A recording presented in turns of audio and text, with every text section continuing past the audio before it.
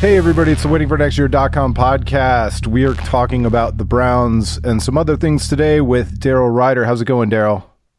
Thanks for having me, Craig. It's going good. Yeah, it's been a little bit since we've had you. And before we even get to the sports teams, I gotta say, you know, you are like the well-traveled man. Excuse me. You've survived yet another consolidation. Now, CBS and Entercom. Have you worked for every company now?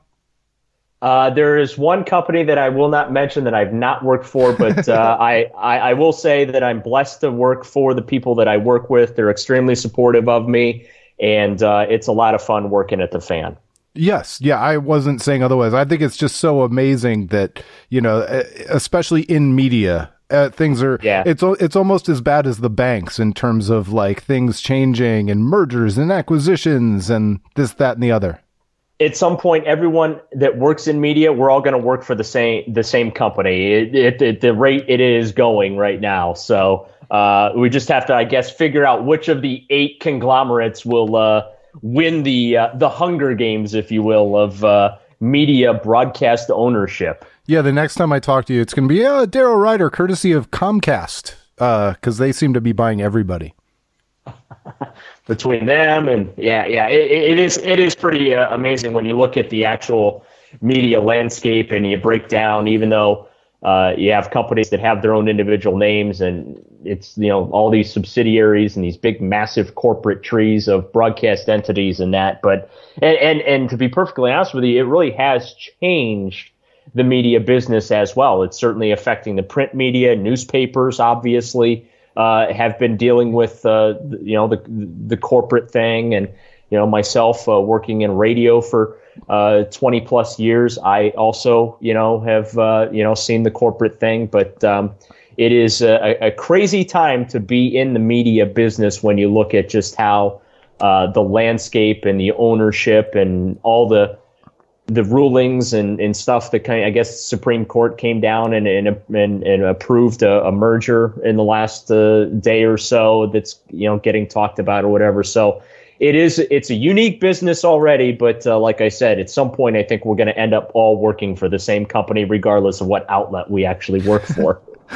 Well, from the outside, it seems like not that much has changed. You were in and around all the teams, certainly the Browns most of all. But before we get to the Browns, I do want to, and without saying, without forcing you to make some kind of a wacky prediction, I would kind of like your perspective on LeBron and free agency and how you feel about it this time versus the last 2 or 3 times. Technically it's 3 because he signed an extension since he's been back. But, how do you feel about it this time, without forcing you into a prediction? Like, where's your head? How are you thinking about it? Yeah, I'm not going to offer to eat anything or shave my head or jump in water. So if I'm wrong, but, I think that no matter what LeBron decides, he has lived up to his end of the bargain. Would have been nice to see the Cavaliers win more than just one NBA championship this time around, sure.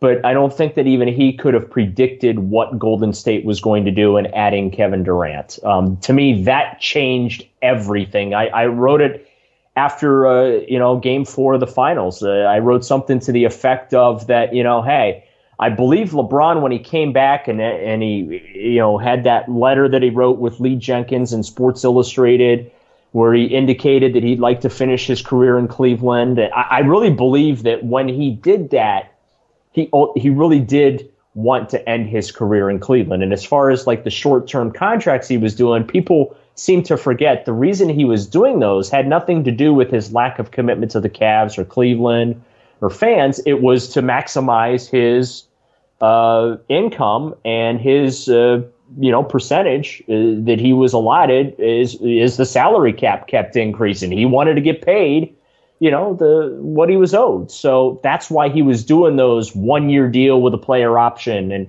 type things. But I think he definitely intended to finish his career here, but Kevin Durant and the Golden State Warriors have completely changed everything. And whether it's going to be here in Cleveland or somewhere else, I believe that this final phase of LeBron's career. The first phase was chasing the championship that led him from Cleveland to Miami. Ultimately, obviously, as we know, won 2 of the 4 finals there. So he got that monkey off his back. Second phase, come back to Cleveland and end the drought. Win a championship here in Cleveland where nobody has been able to do it since Jim Brown in 1964. He did that. The 3 other years, the Cavaliers were competing for a championship. They were in the championship round. So he's lived up to that end of the bargain. But now I think this final phase of his career, especially with all the trolling the Warriors are doing at his expense, I think taking them down, finding players to team up with to take that team down will now become LeBron's basketball mission in life. That's interesting. I think it's possible. The one thing that I've been very consistent about is saying that I'm not going to pretend to know anything I don't know. I do think, as far as handicapping goes, I think there is still far too much disrespect for the possibility of him staying in Cleveland, because LeBron, when LeBron came back, there was no Kevin Love. He helped make that happen. He is the market maker. And so if he decides to take one last run at those Warriors, it's not necessarily going to be easy, and we don't necessarily know exactly how it looks, but he could do that here. It's possible. And maybe it's only a 20% chance. Maybe it's a 27% chance, but so many places treat it like it's a 0% chance. Yeah, I agree with you that, discounting completely the Cavaliers is a mistake. Now, I will say that they will have to gut the team. If they are going to bring in LeBron's help, I think Kevin Love will have to go to open up a max salary slot there. They're going to have to find a way probably to get rid of J.R. Smith and Tristan Thompson. The 8th pick in the draft becomes an asset that you tie in with somebody. But they're going to have to bring in 2 bodies because they never replaced Kyrie Irving. And that Kyrie trade was, in my opinion, one of the biggest follies under Dan Gilbert's ownership. He got nothing for Kyrie Irving other than the 8th pick in the draft. Now, granted, the pieces that they got, they were able to turn into Larry Nance Jr. and Jordan Clarkson and guys like that. But those are role players. You're not talking about all-star caliber, superstar talent. And so I think that that's where a mistake was made. But there's a lot of work that the Cavaliers are going to have to do if they're going to keep LeBron. I talked to people in the organization who flat out told, I just having this like we're having right now, what's LeBron going to do and decision, what's going to weigh into it, what can the Cavs do to prevent him from leaving in this and that. And I've had people in that organization tell me, Daryl, we're not just going to allow him to walk away without a fight. We have a plan. We have an idea of how we want to approach this, how we can, try and convince him that he should, stay here. We've exhibited the ability to retool the roster on multiple occasions and have success doing it. Granted, he did have to carry a bigger burden this past year, but they are going to have their work cut out for him. And I think that that's kind of what LeBron was getting at with his final 2 press conferences, the day before Game 4, and then obviously after the sweep, when he kept talking about, I have a respect and appreciation and a desire to play with smart, intelligent players. Looking at you, J.R. Smith. I think that, what will drive his decision is part family, but also part basketball, because I really do believe the Warriors ruined his homecoming and he wants to get some payback now. And there is a chance, Craig, he might not be able to do it here in Cleveland. I don't think that there is as many teams that he's considering. In fact, I think it's 2 teams he's considering, and the Cavs are one of them. See, and I'm with you that it's not nearly as many as everybody else thinks. I think it's 3. I think it's Houston, LA, and Cleveland. I am just going to say it's the Lakers and Cavs. I think that, and here's why I say that, because in Los Angeles, remember, he's 33 years old. The Lakers have the 2 max salary slots. They have young assets, and they also have draft picks that they can trade and wheel and deal and basically do what the Cavaliers were able to do when he came back in 2014, and that is assemble a team. And I have to give Chris Fedor credit, Cleveland, from Cleveland.com, as well as he does some shows for us on The Fan. He made a very intelligent point the other day on Twitter when he said, people, you have to remember, it's not necessarily about what is currently there. It's about what can be built. That's what happened in Miami. That team was built. And in Cleveland, the team was built. And I think that it's going to be the same thing. If he stays with the Cavs, the team has to be rebuilt. Let's call it the way it is, okay? The roster has to be gutted. It needs to be redone. If he goes to the Lakers, the roster's got to, is going to be built, including maybe Lonzo Ball. Yeah, I guarantee you Lonzo Ball will not be a Laker if LeBron is out there. But I think that LA makes the most sense because he spends time. First of all, he owns property out there. He has homes. I know he has one home. He just bought a new house that he's renovating. I don't know if he sold the previous home that he had out there or not that got vandalized, but he has at least one home there. His production company is out there, Spring Hill Entertainment. His business partner, Maverick Carter, has established himself in the Los Angeles market because of, Spring Hill Entertainment and Uninterrupted and the media arm and pseudo media. We were joking earlier about media empires.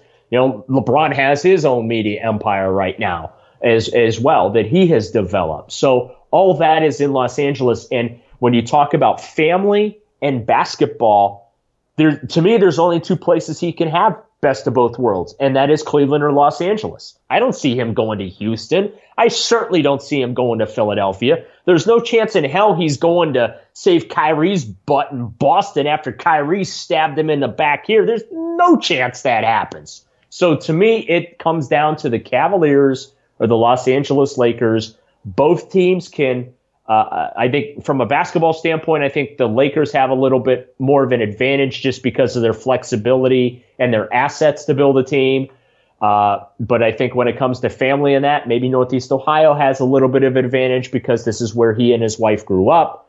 But both organizations, in my opinion, can fulfill LeBron's desires both from a personal standpoint as well as professionally when it comes to trying to chase down the Golden State Warriors. I think that makes a lot of sense. I guess, and I've said this on other podcasts with other people as well, so I don't want anybody to think I'm just repeating myself, and I don't know that I'm repeating myself, but I almost wish it was anything but LA, so that the people who have been predicting it don't think that it means that they actually knew what they were talking about. They just got lucky.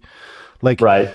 The idea that, what you say makes a lot of sense, and I agree with a lot of what you're saying, but the people who've been saying LA for 2.5 years now, they're not smart just because I don't want them to get credit for, see, I told you, I was telling you for 18 months, that stuff drives me nuts because none of us actually know. None of us actually, we're trying to connect dots and you make some intelligent points, but you're not pretending to have it sourced and have it figured out and have a prediction that you would bet money on. There's only two sources I would trust on this story: Maverick Carter or LeBron James. Everything else is conjecture and guessing at this point. And LeBron, if you go back to 2010, the Miami move was kept fairly quiet. You go back to 2000, you go back to 2014. The move back to Cleveland was kept really quiet. Now, granted, we were hearing some rumblings and whispers leading up to it, but there was nothing concrete about it. You know what I'm saying? Dwayne Wade didn't know after the plane ride. Right. So I think that we have to be cautious in just jumping on every morsel of information. I mean, the Gary Payton story this week where, he did an interview in May talking about LeBron's kid being enrolled. And you know what? That very well may be true, but the school's not allowed to say anything about it. Okay. So of course they're going to deny it. If they say anything, it's going to be a denial. They're not going to say, yeah, the kid's enrolled here because they can't. So, but we're all looking for breadcrumbs and clues of what he's going to do. And I think that this is going to go just like the previous ones have. NBA free agency is going to hit July 1st. LeBron might take a couple of meetings with some teams, be wined and dined, because that's what LeBron likes to have happen. And then, I think it's this July 6th is when contracts can be signed. usually a day or two after contracts can be signed, that's when LeBron makes his announcement. So I think around between July 6th and July 10th, we're going to know what LeBron is going to do next year. Yeah, the only other date that I keep in mind is the option if he has to use that to facilitate some kind of a trade. So, but I'm with you. I think I think we've sussed it out pretty well, and I'm with you. There's no like magical breadcrumb just waiting to be uncovered. We just have to wait and be patient. Yeah, I mean, it's going to happen when it happens. I saw something today. I think it was Maverick Carter who said that it'll be probably done on the uninterrupted platform this time, which is LeBron's media arm. So, and that makes total sense. It does. The thing of it is as far as the Cavaliers can sign and trade him. What they cannot do, though, is bring in a player that has been signed and being traded to Cleveland, if that makes sense. And I do think that if LeBron leaves, it's going to be a similar circumstance to 2010, where technically the Cavaliers actually traded LeBron to the Miami Heat because they got all those, draft picks in return for him. I think you're going to see a similar situation. I mean, listen, if he gets signed and traded to Houston, if Dan Gilbert had any stones at all, I'm not signing and trading him to Houston for anything less than James Harden. I'll trade you MVP for MVP. Other than that, end the discussion. LeBron, you're just going to have to go sign a free agent deal with the Rockets or whatever. But it's going to be interesting not only where he lands, Craig, but the mechanism involved if, in fact, he does leave. Because I think if he leaves, then you take a stick of dynamite and you blow this entire team up. You trade everyone and anyone, and you basically reset to what you did in 2010, accumulate losses so you can accumulate ping pong balls, and we go the lottery route all over again. I think that would be the intelligent, smart, yet for all of us, very, very painful route to go in post LeBron 2.0 again, if that were to happen. Especially considering that Dan Gilbert and not Dan Gilbert specifically, but Dan Gilbert's Cavaliers have not proven that they are capable of building anything at all if LeBron's not on the team. Well, exactly. Not only that, but I hope that this time around, and not just Dan Gilbert, but I hope the people of Cleveland and Northeast Ohio, if LeBron does make the decision that he wants to go elsewhere to finish his career and to take on the Warriors and build a super team elsewhere, I hope he receives a round of applause and a thank you. He will from the majority, and then everybody will focus in on the one jackass who burns a jersey and will be defined. Like, it's fine though. I think Cleveland is in a much better headspace. If I can generalize the entire sports fan community, that's the way I feel. Don't you kind of get that sense? Yeah, I do, and I hope that is ultimately what it is, because what he was able to accomplish in coming back here.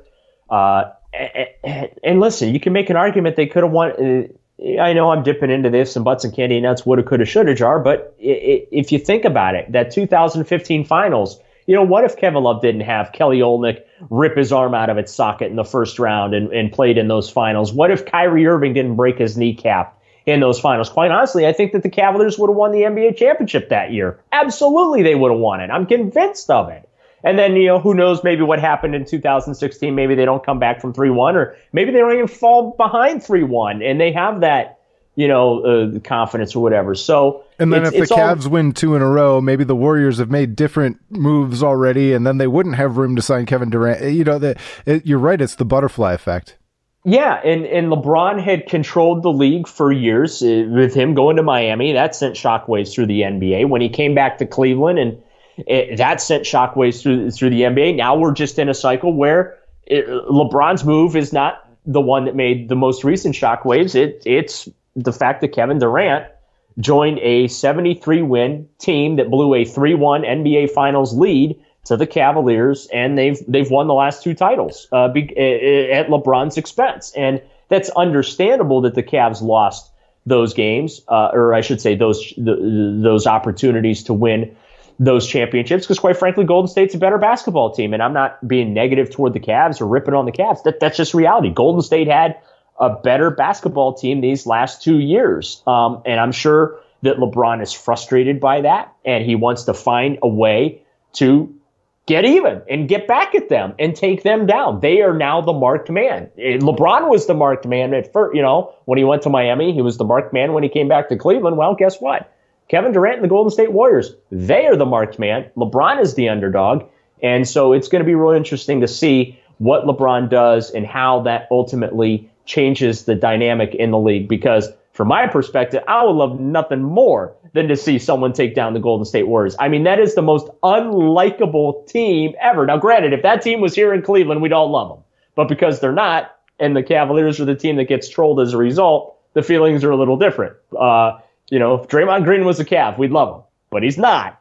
So you don't like what he does in that. But he gets an A for creativity with the trolling of LeBron that he does in that. But I really do believe that this is going to be his mission now, is to find a way to take down KD, Steph, Clay, and of course you know who got himself suspended in 2016. Yeah. All right. That was fun. It's always fun to talk about the Cavaliers. Let's move it over to the Browns.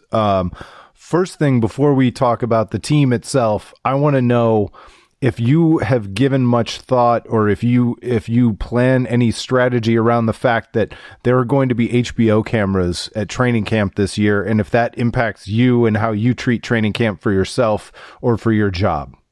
Well, I'll make sure I don't say Baker Mayfield just made a really shitty throw. Don't want that to end up on the show. And it will end up on HBO, unbleeped. Yeah, exactly. Just like this podcast. But, it's going to be interesting. I mean, there's been a small camera crew that's been out there this week at minicamp. They were at the Hugh Jackson going to swim in Lake Erie thing. It will be interesting, but I've talked to a couple of people that have gone through it, and they told me that it's really not as obtrusive as we think it's going to be for the media. They typically, they stay in the background and just kind of document everything. So, we'll just, kind of watch some of our, shall we say, critiques of what we watch on the practice field, just in case there's some microphones around to pick it up, if you will. But no, but it's not going to change what I do. It's not going to change the questions that I'm going to ask of, Hugh Jackson or, John Dorsey or the players in press conferences or whatever. So it's just like there's just a whole nother set of cameras there. So from my perspective, like I said, maybe toning down some of my comedic commentary during practice a little bit, but as far as actually doing my job and performing my day-to-day tasks for the Fan and 923thefan.com, it's not really going to impact me a whole lot. That's other than, by the way, it will, in the sense I'm going to have to write a recap now. I have to get HBO. I'm going to have to watch the show, play-by-play of the show. So from that standpoint, it will. But as far as being out in Berea, it'll be easy peasy. Well, at least for you now, HBO is going to be a business expense.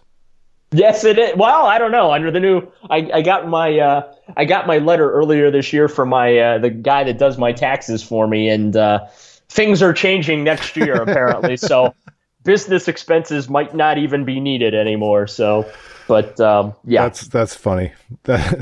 You just get it off of BitTorrent and just don't tell anybody. But can't deduct a cell phone, can't deduct cable, can't deduct high-speed internet, can't deduct miles, can't deduct, So as for the team itself, I'm caught in between a couple of things. Number one, I feel like I've been through too much with this team, and I'm too smart at this point to like buy into anything other than actual results on the field.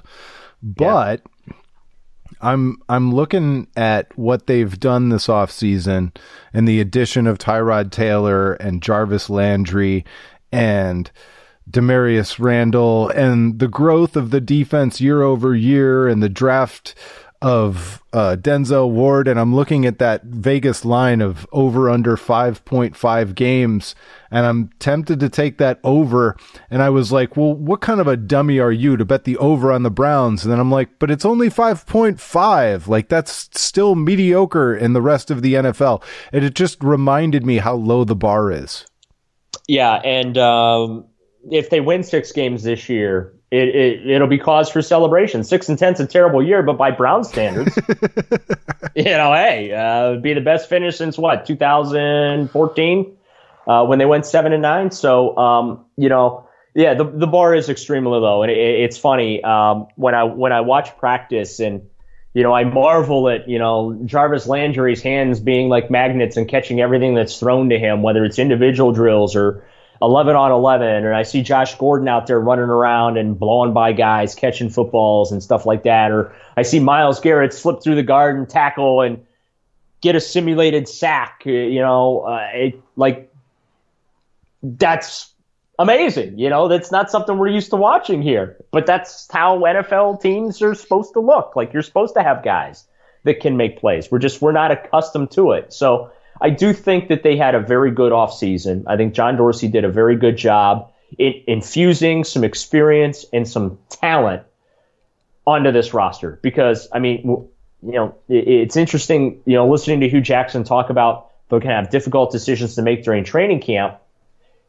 There's actually difficult decisions they're going to have to make in training camp, not just between the guys that are going to play and who are going to be the reserves, but guys who are actually going to make this roster. And those are problems you're supposed to have. But these are problems we're not used to in Cleveland because they can barely find 11 guys to play on each side of the damn ball. So what they've been able to do this offseason is great. The practices look great. But I'm with you. I always have to. It's June. It's mini camp. It's OTAs. Like, they're supposed to look good this time of year. But I see a lot more positives with this, not only football team, but with this organization and the way they're doing things and operating. I think the fact that they got Todd Haley. You talk about bringing in Tyrod Taylor and Randall and drafting Denzel Ward and all that. That's all great. I think one of the biggest additions this offseason is the fact that Todd Haley got fired from the Steelers and was available to come to the Browns. I think that is so critically important to why I think the Browns have a chance of being successful this year, because Haley knows how to use the weapons. The Browns haven't had a lot of weapons the last 2 years, but one of the biggest complaints we had about Hugh Jackson is, why isn't he using players in certain situations? And I can tell you that Hugh has completely stepped away. Todd Haley is the one that's doing the coaching on the field of the offense. It is absolutely his offense. And I think that is probably the biggest pickup the team had this year.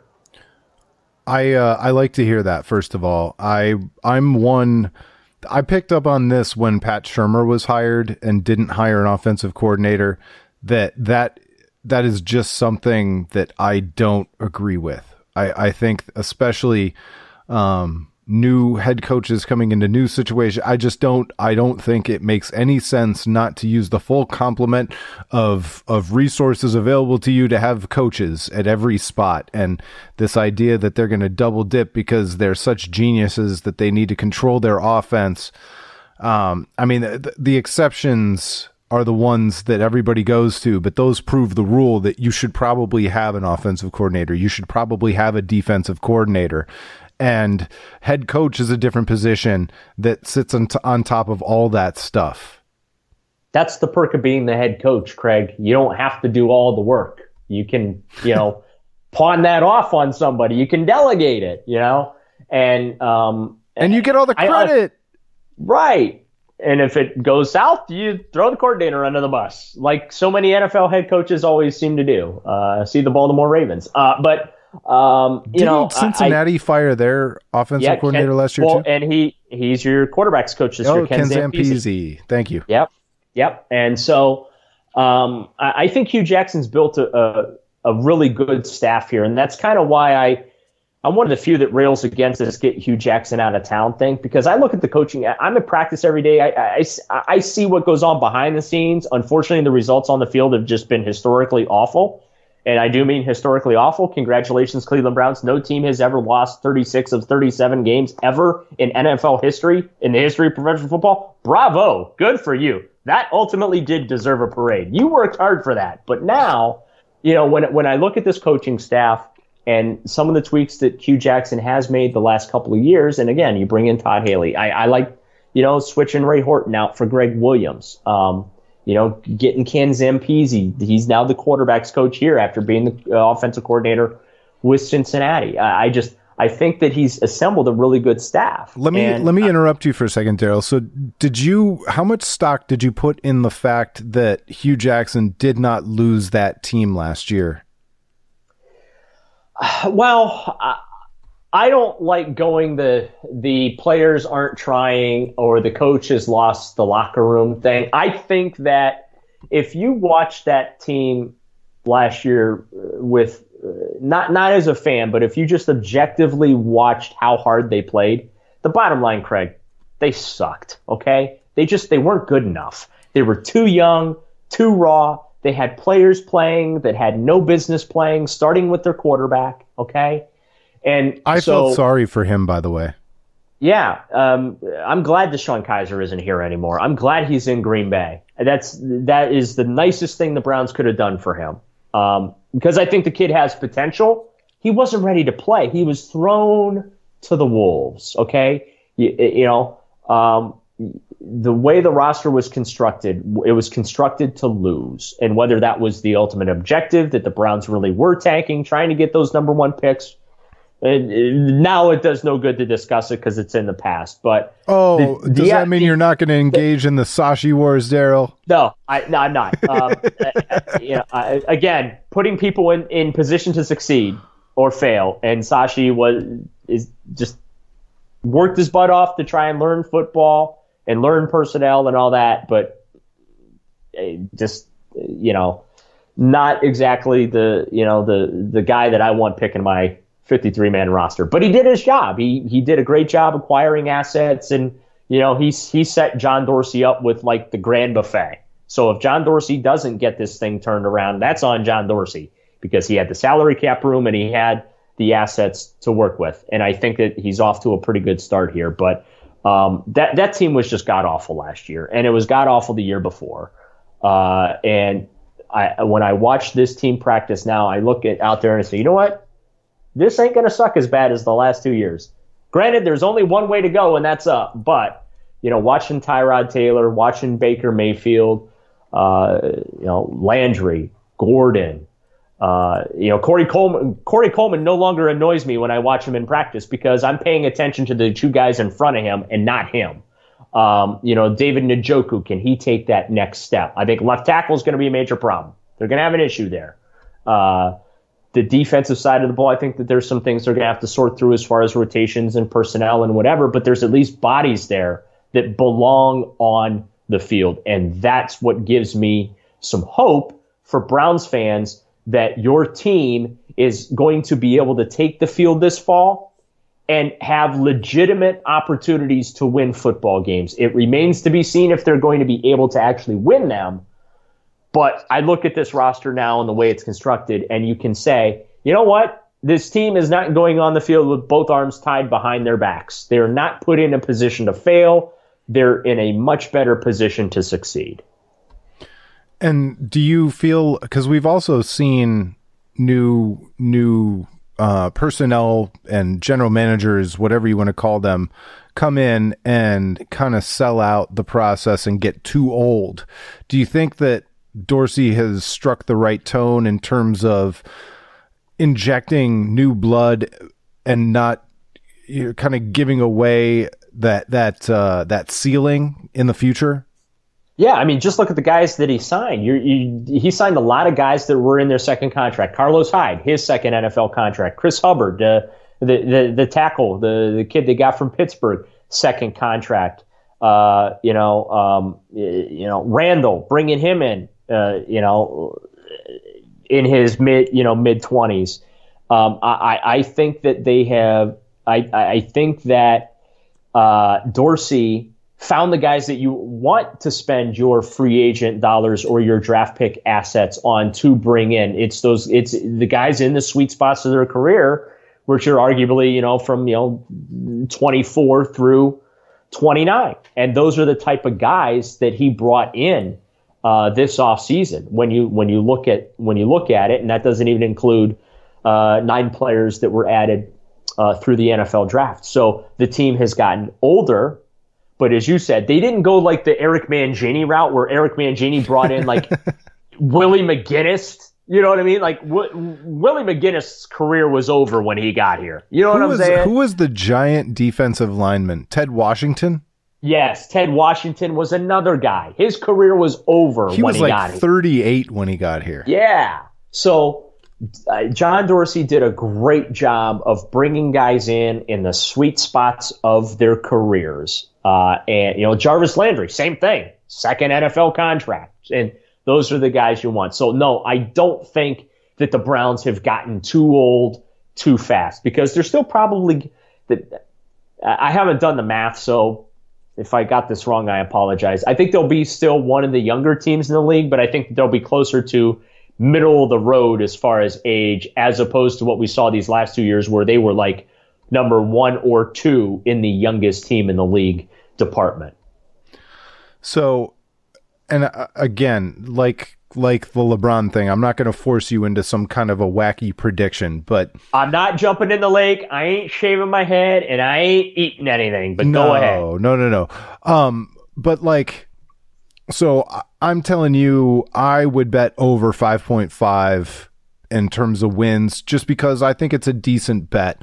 Now, considering who the Browns got and the fact that this might be the single biggest quarterback upgrade the Browns have had year over year since they've been back in 99. I mean, this dude, I think his ceiling is in question, but his floor is not with Tyrod Taylor. Right. So I'm wondering, if everything goes well, if everybody stays healthy, the Browns develop as they're supposed to, have they just become the second best team in the AFC North? I think that I don't know about second best team. I think they can get themselves out of the basement this year. And I think to me that's like the first step, Craig. It's not so much about the number of wins. It's, can you just not finish in last place, for the love of God? Can we freaking do that? Like, let's start there. Let's not finish last. Okay. And honestly, I think that'll be the Bengals this year, potentially, between them and the Ravens. Yeah, I think it could be the Ravens too. Yeah, I think the Ravens I think the Ravens have some questions. Steelers are gonna run away with the division again. Every year I say they're getting old, they win the division. So I'm done writing off the Steelers. But I think that in the next 2 to 3 years, there's a window that's going to open, because I do think that the Steelers are going to peak at some point here, and guys are going to retire, and they're going to have to blow that team up and rebuild it and all that. So I think that there's a window of opportunity for the Browns. But again, just don't finish last. For the love of God, don't finish fourth, which is what they've done. I've lost track. I used to have this stuff memorized, but there have only been like 4 years since the team has been back that they've not finished dead last in their division. So I think one way or another, they can be 500 in their division this year. And again, like that, it feels in the one hand, I feel guilty for making a prediction that's not bad, but like that, it's not that crazy a thing.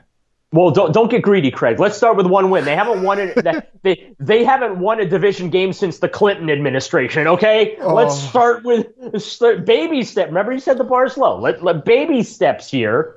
I listen. I think if they can. Damn, Daryl, Obama didn't see a divisional win. I was joking. I know. The fact checkers are going to be ripping me on Twitter, but It's called sarcasm. That would have been hysterical if it were true, though. I almost wish.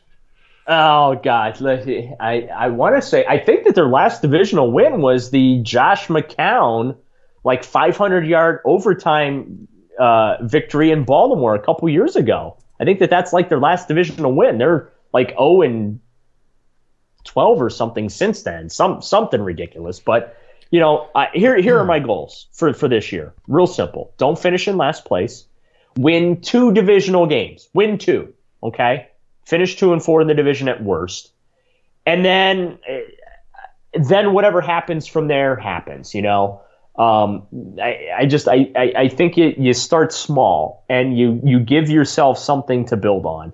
If this is why Vegas is Vegas. I think that line of 5.5 is probably the most difficult bet, because I think worst case scenario, everything goes to shit, and the guys get hurt, and players underperform and disappoint. I think worst case scenario, they win 4 games. They're a 4-12 football team. Because I thought last year with the competent quarterback, they were a 4-win football team. So they have a competent quarterback now. I'm going to say they're a 4-12 football team. Best case scenario, as you alluded to, everybody stays healthy, which never happens, not especially with the Browns, but in the NFL, it doesn't happen. It's do you have the depth to overcome your injuries? And I think that the Browns have some depth in some places, like in the secondary. I think they have a little depth. I think they have a little depth linebacker and defensive line. Running back, certainly they have depth, but I think that they're shallow on the offensive line. I think that they are shallow at wide receiver. So, but if everything goes well, I do think that they could win 6, maybe 7 games. And again, that's like perfect world. Everything comes up roses for them.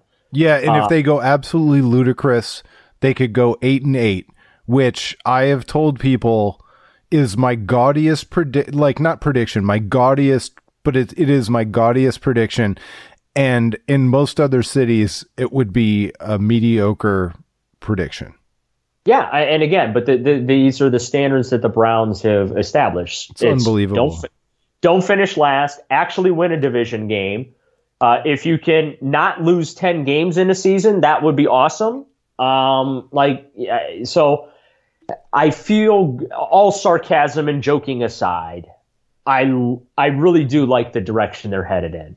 And I do see a lot of potential with this team. And that's not me trying to sell tickets. The Browns don't pay me. I'm not on the payroll. Okay, I'm not even on the Christmas card list. But we know for a fact that you're not on the Christmas card list, Daryl. Yes, yes, absolutely. I think Eric Mangini was the last one to send me a Christmas card, and that was after he was done coaching the Browns. But I do think that they have pieces and parts to build upon, and this isn't. What's great about what they have done this offseason is this isn't slapped together a one-shot deal. They got guys for 2, 3, 4, 5 years in some cases. So there's actually a nucleus here to build around and build upon. And again, this is how it's supposed to be done in the National Football League. But here in Cleveland, it's a novel concept. Just like watching passes being completed in practice is a novel concept for me to watch. So the foundation is actually there. That's all we heard the last couple of years was, oh, well, the foundation is there. No, the foundation sucked. Okay. The foundation was terrible.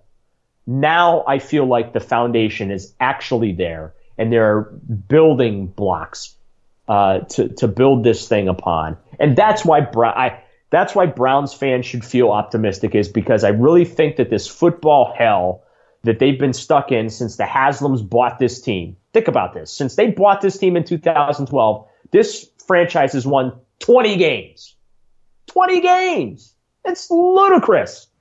So I think that the worm is about to turn, and that they are about to turn the corner. I don't think it's going to be this year, though. I think that they can go 5-11, and we can legitimately say it was a successful year. I mean, they won 4 games in the last 3 years combined. So obviously that's another low bar that they need to, I would say, would be a goal this year. Don't finish last, win a division game, and win more games this year than you did the previous 3. If you're able to do that, successful year. Yeah, let's leave everybody with a W, because all credit to you, Daryl. You knew the last time the Browns won a division game, It was week 5, 2015 against the Baltimore Ravens. Overtime field goal. Josh McCown throws for 457 yards, 2 touchdowns, runs for another. He did not do a helicopter and get knocked out of the game. And if I remember correctly, did someone catch a touchdown pass with their backside in that game, or was that in 2000? Big play, Gary Barnidge. Yes, 139 yards and a TD. Yeah, because we were making jokes about him catching touchdowns with his ass. It was actually very funny. 158 yards receiving from 2 guys the Browns didn't need, Travis Benjamin or Taylor Gabriel. Yeah, well, that was part of that whole plan of not keeping the you know what, but that is also part of the problem with reshuffling your front office all the time, is that when you do have young talent like a Taylor Gabriel or Travis Benjamin, your new GM wants to come in and bring in his own guys. So he's not really looking at what's already here. He's thinking I'm starting this thing from scratch. I'm building it with my own guys. And so what happens is you have that attrition of those really good players being let go. And I think that with Christian Kirksey getting an extension, Duke Johnson getting extended, those are very, Jimmy Collins, they took care of him after trading for him. Jarvis Landry, after trading for him, they gave him a contract extension. Those are very positive signs and that's what I meant earlier when I was talking about there's a nucleus here to build this thing around. And this wasn't just they don't have a bunch of guys here on 1-year rentals and they're going to be scrambling next offseason to keep the team together.